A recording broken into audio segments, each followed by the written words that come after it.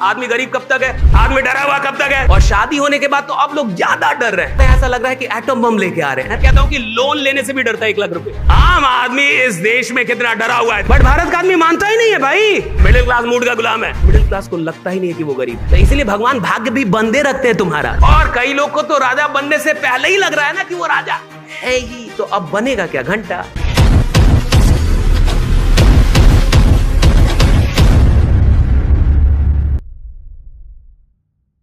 आदमी गरीब कब तक है, जब तक मान रहा है। आदमी डरा हुआ कब तक है, जब तक अपने आप को कमजोर मान रहा है। जिस दिन आप डरना छोड़ देते हैं उस दिन लोग आपसे डरने लगते हैं। आप किसी से नहीं डरेंगे तो सरकार आपसे डरने लगेगी। आप लखनऊ में आइए, पतला दुबला कोई आदमी आ जाए और उसके बारे में मामला फैल जाए कि किसी से नहीं डरता है, तो सबसे पहले लखनऊ का सबसे बड़ा क्रिमिनल उसको बुला लेगा कि इससे मीटिंग सेट करवाओ। भाई कहां नहीं डर रहा, किसी से नहीं डर रहा है तो इससे डर के रहना होगा ना। जो किसी से नहीं डरता उससे सब डरने लगते। दुर्भाग्य से आम आदमी इस देश का डरता बहुत है। उसको बड़ा डरा के रखा गया। पहले तो अपने बाप से ही डरता है, पहला डर तो घर से शुरू हो जाता है। उसको इतना डरा के रखे, पापा आ रहे हैं, पापा आ रहे हैं, ऐसा लग रहा है कि एटम बम लेके आ रहे हैं। पापा बाप आ रहा है, भाई इतना डरा के काहे रखा हुआ है। पहले ही डरने लगा। उसको मम्मी बता रही पापा आ रहे हैं। पढ़ने जाता है तो उधर टीचर से डर रहा है, डर ही तो रहा है। एग्जाम दे रहा है तो फेल होने से डर रहा है।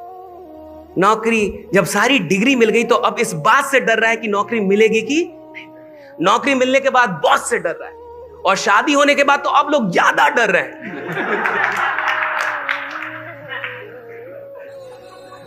आप सब चालाक लोग हैं। अब तो उत्तर प्रदेश में अखबार में एक ऐड निकला था कि मैं इनसे शादी करने जा रहा हूं, अगर इनका कोई भी प्रेमी है तो 7 दिनों के अंदर मुझसे मिल ले, मेरा पता ये है।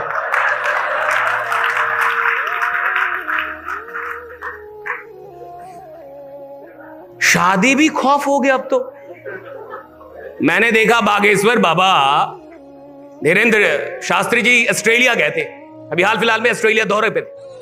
तो ऑस्ट्रेलिया में किसी भक्त ने उनसे पूछा कि आपकी शादी मतलब कब होगी, तो बोले कि पहले तो मैं भी सोच रहा था कर लूंगा, अब मेरे को भी डर लग रहा है। तो उनके भक्त ने उनसे कहा कि भाई आपको क्या डरने की जरूरत है, अबे आपको धीरेन्द्र शास्त्री ए बाबा आपको क्या डरने की जरूरत है। तो उन्होंने कहा कि वहां किसी की नहीं चलती, कोई हो कहा नहीं चलता यार। राइट, आप देखिए ना आम आदमी इस देश में कितना डरा हुआ है। देखिए आप आम आदमी से पूछिए, आप आम आदमी एक काम करना जानता है, बहस। कोई भी मुद्दा लाइए, उसके पास 2 लॉजिक है कि आप गलत हैं, बस आप समझ नहीं रहे हैं, आप गलत हैं। एक दिन आपको मेरी बात समझ में आएगी। आदमी डरा हुआ है इस देश का। अच्छा देखिए, अच्छा इस देश में आदमी 10-20 हजार के लिए नहीं डरा हुआ है। 10-20 हजार किसके पास नहीं, मुझे बता दीजिए। इस देश में अगर कोई भीख भी मांग रहा है ना अनुशासित होके रोज रोज, तो 1 साल भीख भी मांगने वाले के पास 10,000 रुपया है। जो कामचोर ना हो, रोज जाए मंदिर टाइम पे। और ऐसे भिखारी हैं जो भीख मांग मांग के मुंबई में फ्लैट ले लिए। पढ़ रहे थे हम, आप भी गूगल कीजिएगा कि भिखारी जिसने मुंबई में फ्लैट लिया। भाई भिखारी फ्लैट ले लिया मुंबई में और आप अभी तक रेंट पे हैं, कुछ तो गड़बड़ है। मानिएगा कि नहीं मानिएगा। बट भारत का आदमी मानता ही नहीं है भाई। मैंने क्या बोला, भारत का आदमी को बोल दीजिए आप गरीब हैं, लड़ लेगा। हमको गरीब बोले हैं, हमको। आपको पता है हमारे दादा कौन थे? भाई दादा थे, चल गए, तुम कौन हो? हाँ नहीं, चाचा मेरे विधायक हैं, चाचा ही रहेंगे। हाँ तुम ना हो पाओगे। इस बात को आप समझिए। मैंने जब ये न्यूज पहली बार सुनी कि मुंबई में कोई भिखारी ने फ्लैट ले लिया, भले वो 20 साल ही मांग के लिया भीख, 25 साल, लेकिन भिखारी मुंबई में फ्लैट ले लिया, ये बड़ी बात है भाई। ये सोचने का विषय है, ये चिंता का भी है और चिंतन का भी विषय है। इसमें दोनों विषय है भाई कि भिखारी कैसे ले लिया भाई। यहाँ 3 खानदान से मिडिल क्लास रेंट पे रह रही है, 4 खानदान से मिडिल क्लास रेंट पे रह रही है, और वो भिखारी फ्लैट ले लिया क्योंकि वो भिखारी अनुशासित होगा, रोज भीख मांगता होगा। मिडिल क्लास के साथ दिक्कत है, 4 दिन काम करेंगी, 5वें दिन कहेंगे मोटिवेशन नहीं मिल रहा, आज मन नहीं कर रहा, आज मूड नहीं है, आज मौसम बढ़िया, पकौड़ी बनाओ, दुकान आज बंद रहेगा। तो इसलिए भगवान भाग्य भी बंदे रखते हैं तुम्हारा, रोज दुकान नहीं खोल पा रहे थे। मूड के गुलाम है, मिडिल क्लास मूड का गुलाम है, मूड का गुलाम।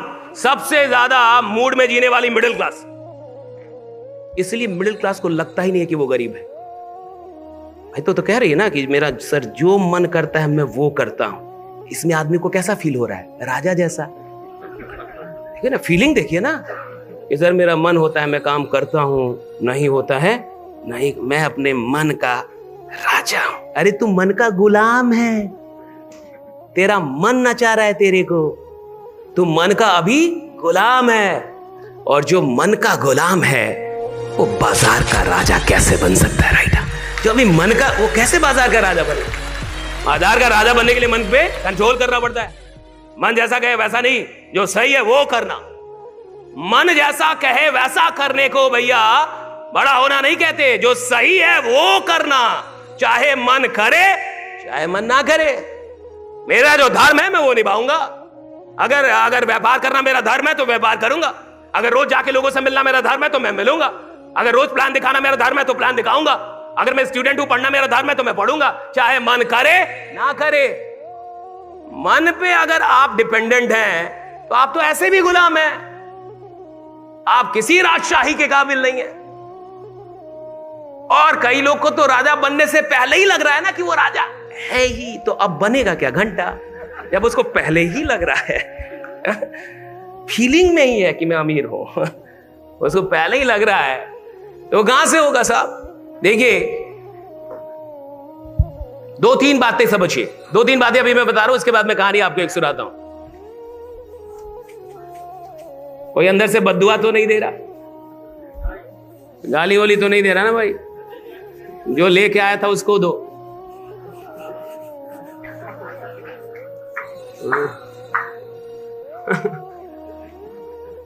कोई तो बुला के लाया होगा।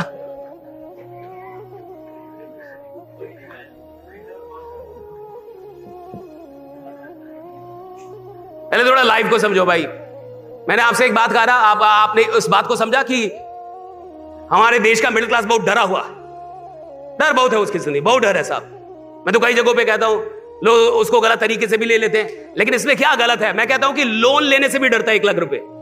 मेरा कहना है कि यार 2 ही चीज होगी ना साहब, या तो डर डर के रहिए, और डर के रहना है तो बड़ा सपना मत देखिए इस देश में, मैं कह रहा हूं।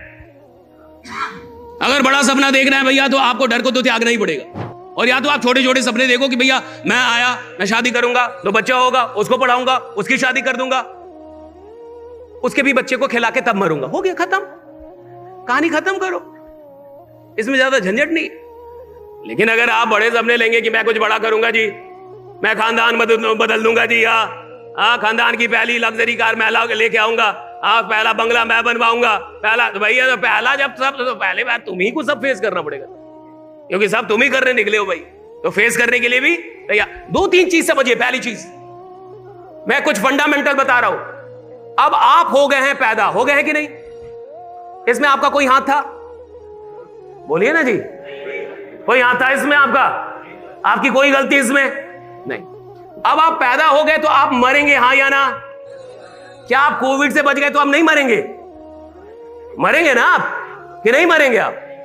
आपका मरना तय है। कब मरेंगे आपको पता ही नहीं है कि कब मरेंगे। आपको पता है कब मरेंगे? नहीं मरे, आपको पता ही नहीं है ना, लेकिन मरना तो तय। तो फाइनली एक दिन आप मरेंगे, हाँ या ना? फाइनली एक दिन आप मरेंगे, हाँ या ना? इस हॉल में जितने लोग यहां पे बैठे 80 साल बाद होंगे, यहां पे कोई भी आदमी होगा, यहां पे 100 साल बाद कोई भी आदमी होगा, ये हॉल होगा, होटल होगा, लोग होंगे, चेयर होगा, दूसरे चेहरे होंगे, कोई और आके भाषण देगा, कोई और कंपनी चल रही होगी, कोई और प्लान चल रहा होगा, सब होगा, आप और हम नहीं होंगे। सही है गलत? जब एक दिन हम खुद ही नहीं होंगे, जब ये जिंदगी ही टेम्पोररी है, तो किसी डर को परमानेंट क्यों बनने दे रहा है, जब ये लाइफ भी टेम्पोररी है।